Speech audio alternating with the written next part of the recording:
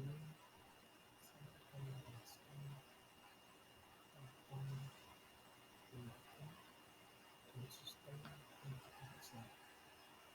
Sebelum kita mulai mempelajari ini, kita membaca surat agar mempelajari tentang Anasius akan kita bicara dengan membaca Al-Fatihah.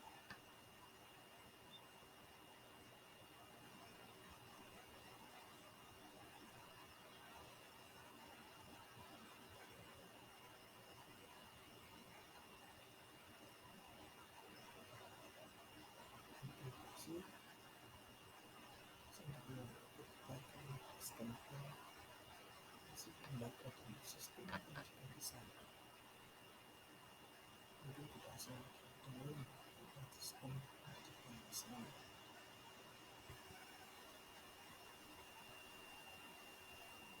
Langsung saja masuk kepada pengertian lembaga dan sistem pendidikan. Untuk lembaga pendidikan sendiri adalah suatu sistem yang diselenggarakan dalam rangka memaksudkan pendidikan secara berkesinambungan untuk mencapai tujuan pendidikan yang telah dirumuskan. Jadi lembaga pendidikan ini tujuannya yaitu agar lembaga pendidikan mencapai dengan tujuan pendidikan yang telah dirumuskan. Sedangkan lembaga pendidikan Islam berarti lembaga pendidikan yang diselenggarakan untuk memenuhi kebutuhan masyarakat yang dilandasi dan dikembangkan berdasarkan nilai-nilai Al-Quran dan As-Sunnah. Untuk sistem pendidikan Islam itu sendiri yaitu kerangka komprehensif yang mengintegrasikan prinsip, tujuan, kurikulum, metode, dan evaluasi pendidikan berdasarkan perspektif Islam untuk mencapai kesempurnaan insani atau insani kali. Jadi sistem pendidikan Islam ini ada berbagai macam, yaitu kita harus memiliki prinsip, tujuan, kurikulum, metode, dan diakhiri dengan evaluasi pendidikan.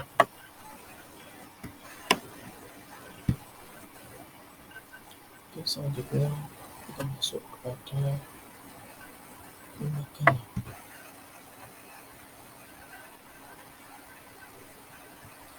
Yang pertama yaitu lembaga tradisional. Yang pertama yaitu dengan berbasis pesantren salaf atau kitab dengan metode halaqah, yaitu perkumpulan dari semua santri untuk melaksanakan pembelajaran, atau dengan kitab umum. Yang kedua yaitu madrasah klasik dan masjid atau langgar atau musola sebagai pusat pendidikan dunia. Jadi zaman dahulu masih dipakai masjid atau musola sebagai pusat pendidikan dunia maupun aliyah maupun sanawiyah.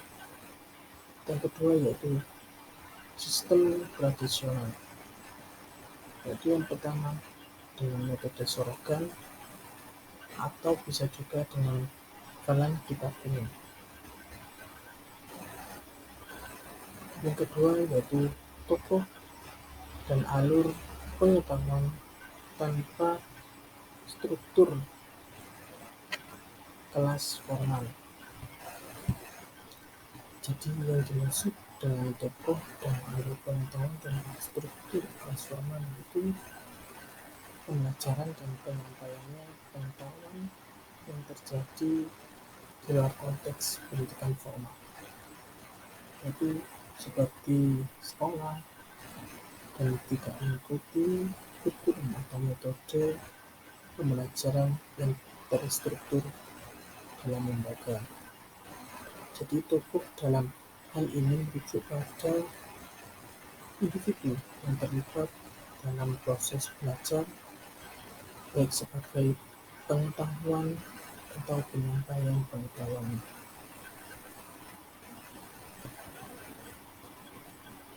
Oke, selanjutnya lembaga modern masa kini. Jadi tadi tradisional dan sekarang itu lembaga modern atau masa kini. Jadi yang pertama ada pesantren modern dan seni modern atau bisa disebut juga dengan integrasi kurikulum agama dan umum. Jadi pesantren modern ini sudah terstruktur dalam kurikulum agama maupun umum yang tertera di dalam lembaga tersebut. Misalkan di pesantren Al-Mafirah itu mempunyai kurikulum itu dengan memakai kurikulum merdeka dan itu sudah masuk ke dalam lembaga tersebut. Yang kedua yaitu madrasah formal MI, MTS maupun MA di bawah Diknas dan Kemenak. Jadi madrasah formal masih di dalam kendali dari Diknas dan Kemenak. Yang ketiga yaitu Universitas Islam Negeri atau disebut dengan UI dan lembaga Muhammadiyah atau Nahdlatul Ulama. Misal seperti UI Sunan Ampel Surabaya, UI Muhammad Semarang, dan masih banyak lagi universitas lainnya yang berbasis Islam. Itu selanjutnya itu kita akan membahas tentang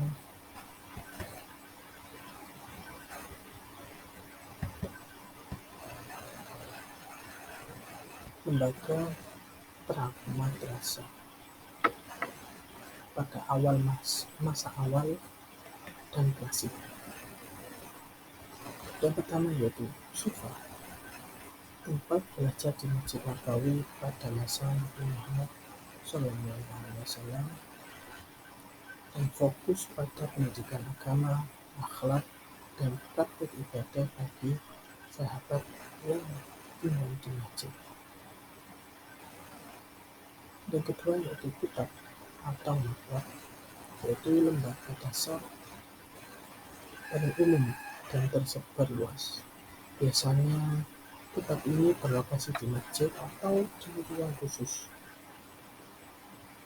yaitu dengan mengajarkan membaca, menulis Arab, dan menghafal Al-Quran dari mulai dasar-dasar akidah, ibadah, dan akhlak untuk anak-anak. Yang ketiga yaitu halaqah ilmiah, yaitu lingkaran kajian ilmu di masjid atau rumah ulama, bersifat lebih fleksibel dan dipimpin oleh seorang syekh atau orang alim, dan situ membahas tentang disiplin ilmu, atau bisa juga disebut dengan yang di dalamnya dengan membahas tentang hadis, dan juga fikih, tafsir, bahasa, dan lain-lain. Merupakan cikal bakal pendidikan tinggi informal dalam halaqah ilmiah ini. Yang terakhir yaitu perpustakaan atau Khazanah Al-Kutub, yaitu bukan lembaga pendidikan langsung, tetapi pusat penyimpanan dan penyaluran naskah-naskah keilmuan Islam, menjadi sumber vital bagi para penuntut ilmu dan sarjana. Contoh yang terkenal sekarang yaitu Al-Ahmad di Baghdad. Jadi tadi adalah lembaga pra-madrasah pada masa awal dan klasik dalam masa Nabi Muhammad SAW.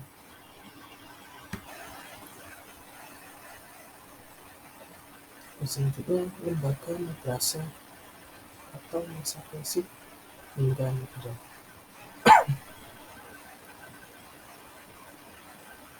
Yang pertama yaitu Madrasah Nizamiyah pada abad 11 Masehi, yaitu madrasah ini dipelopori oleh Nizam al-Mulk di Baghdad dan juga sering dianggap sebagai model madrasah formal pertama. Dan di sini memiliki kurikulum terstruktur, guru tetap, asrama untuk siswa, dan pendanaan melalui wakaf. Dan di sini pembelajarannya fokus pada fikih Syafi'i, teologi Asy'ari, dan ilmu alat atau bahasa dan logika. Yang kedua yaitu madrasah selanjutnya, yaitu model Nizamiyah menyebar ke seluruh dunia Islam. Misal contoh di Al-Azhar di Kairo, terus madrasah Al-Qur'aniyyin di Fez, madrasah di Samarkand, Cordoba, dan lain-lain. Spesialisasi berkembang atau disebut dengan madrasah hadis, madrasah Quran, dan lain-lain. Selanjutnya yaitu lembaga pendidikan modern. Yang pertama yaitu pesantren, pondok, madrasah diniyah. Lembaga tradisional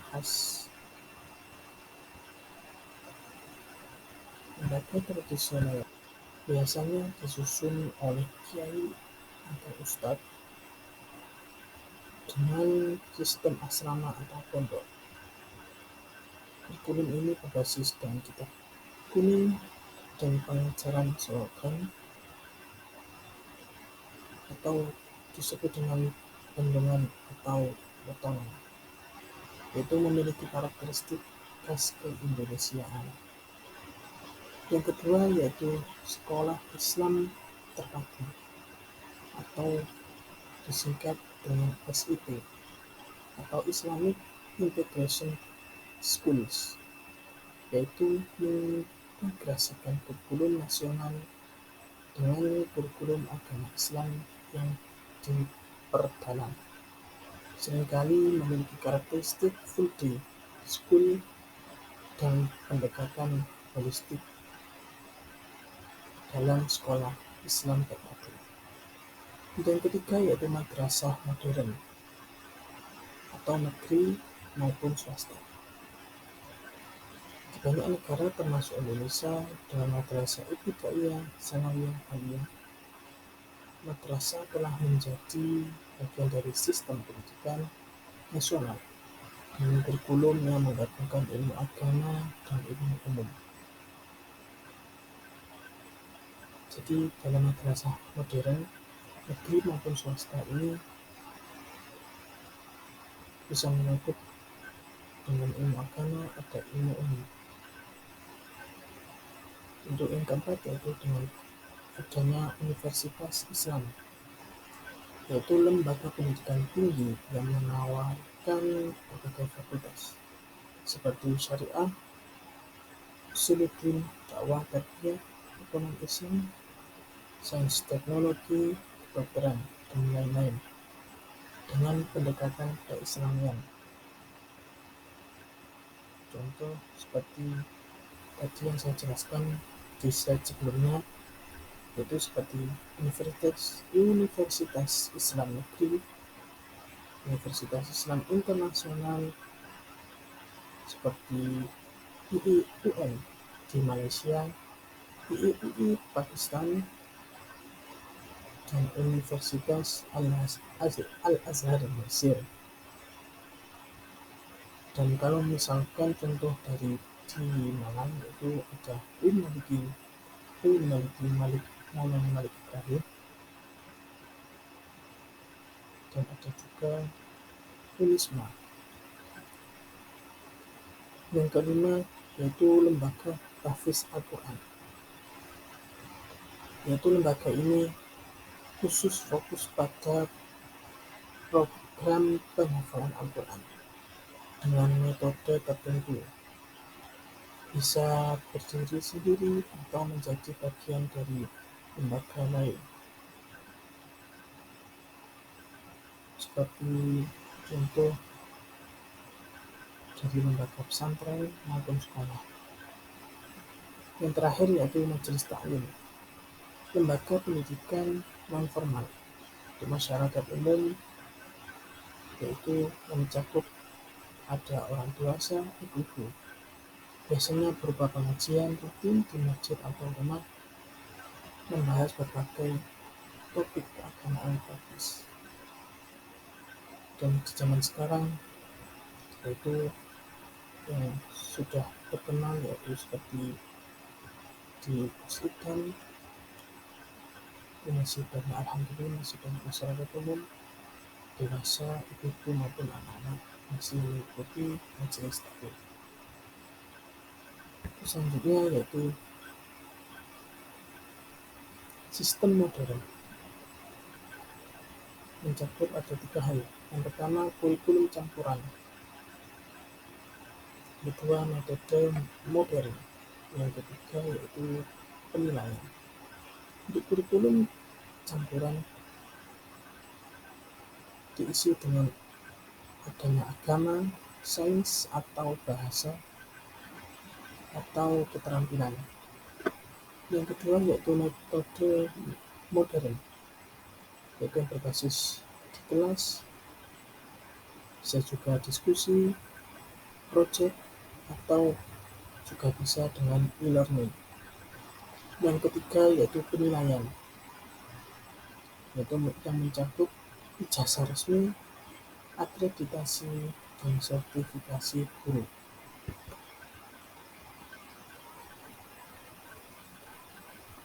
Untuk yang selanjutnya, perbandingan tradisional versus modern. Untuk aspek yang pertama yaitu lembaga. Untuk perbandingannya dari tradisional dari lembaga yaitu pesantren salaf, kutab di masjid, atau disebut juga dengan halak.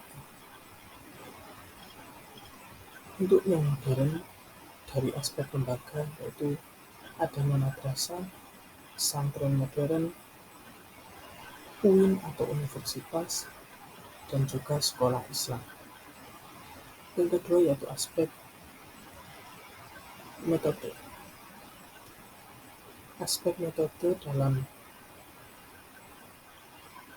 tradisional yaitu dengan melakukan dengan sorogan, panduan, hafalan kitab. Untuk aspek metode modern yaitu dengan kelas formal, diskusi, atau juga dengan e-learning. Yang ketiga yaitu aspek kurikulum. Kurikulum tradisional fokus klasik dengan tafsir, fikih, nahwu. Untuk yang modern yaitu gabungan agama dan umum, bisa mencakup dengan bahasa, skill. Dan yang keempat yaitu penilaian, yaitu untuk penilaian dalam tradisional yaitu sanad dan hafalannya. Untuk yang modern, ijazah negara dan akreditasi. Yang terakhir yaitu dalam aspek teknologi. Teknologi tradisional yaitu minim, yaitu dengan kitab fisik. Untuk yang modern saat ini yaitu dengan digital teknologi, yaitu yang berbasis e-learning, video, atau juga dengan modul online.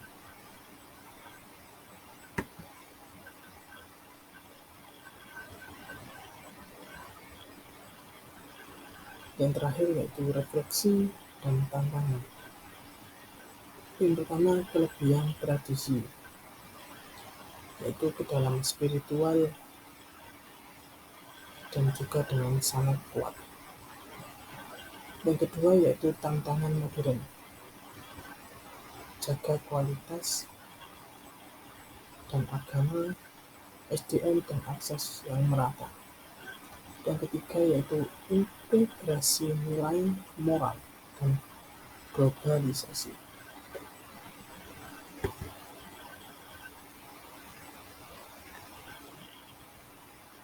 Untuk kesimpulan dalam materi ini, yaitu lembaga dan sistem pendidikan Islam merupakan entitas dan dinamis yang beragam, dari kota dan halaqah sederhana hingga universitas Islam modern. Semuanya berusaha mewujudkan tujuan pendidikan Islam, membentuk manusia yang berilmu, berakhlak mulia, dan berkontribusi positif bagi kehidupan. Tantangan kedepannya yaitu menjaga kesinambungan tradisi keilmuan Islam yang kaya, sekaligus berinovasi dan beradaptasi dengan perkembangan zaman untuk tetap relevan dan unggul. Keseimbangan antara keaslian atau authenticity dan modernitas menjadi kunci keberhasilan sistem pendidikan Islam di masa depan.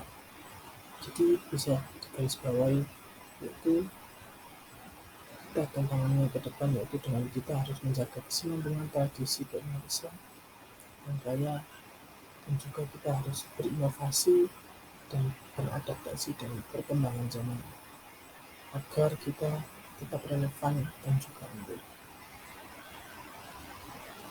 Sekian dari saya.